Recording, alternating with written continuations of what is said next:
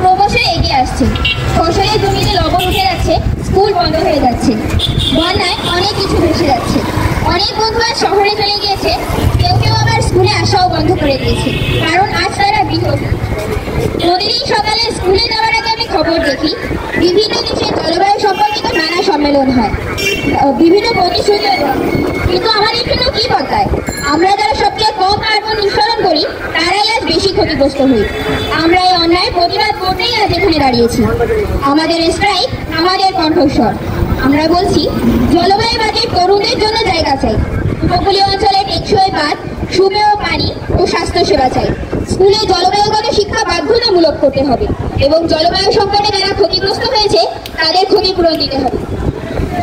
আমি জানি অনেকেই বলবেন, তুমি তো এখন ছোট, এগুলো তো বড়দের কাজ।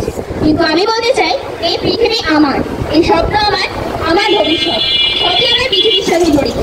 তাই আমি চুপ থাকতে পারি না, আমি প্রতিবাদ করব, আমিই বলবো, কারণ ভবিষ্যতের লড়াই আমাদের সকলের। আমরা আজ থেকেই লড়াই শুরু করব।